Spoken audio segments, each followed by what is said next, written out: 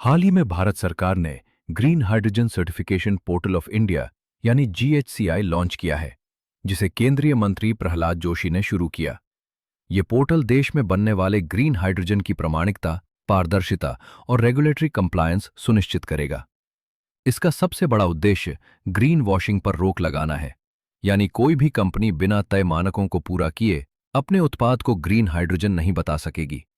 ये कदम national green hydrogen mission को नई गति देने वाला माना जा रहा है।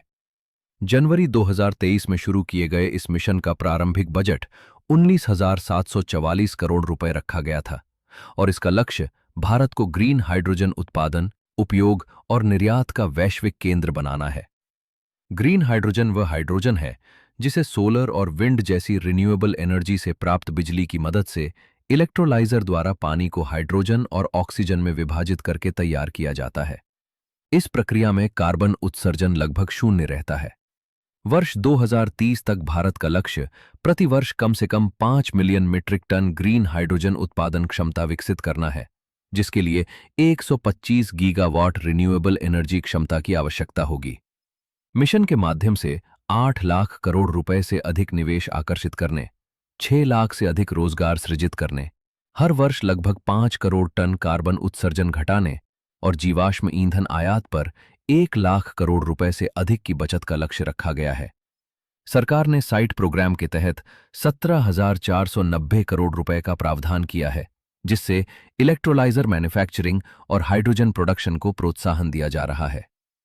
भारत ने ग्रीन हाइड्रोजन के लिए सख्त मानक भी तय किए हैं, जिनके अनुसार उत्पादन प्रक्रिया में प्रति किलोग्राम हाइड्रोजन पर कार्बन उत्सर्जन 2 किलोग्राम CO2 से अधिक नहीं होना चाहिए। रिफाइनरी, फर्टिलाइजर, स्टील, ट्रांसपोर्ट और स्टार्टअप इकोसिस्टम में कई परियोजनाएं शुरू हो चुकी हैं। ग्रीन अमोनिया आपूर्ति समझौतों से लेकर हाइड्रोजन व्हीकल्स और रीफ्यूलिंग स्टेशंस तक मिशन अब वास्तविक औद्योगिक उपयोग की दिशा में बढ़ रहा है।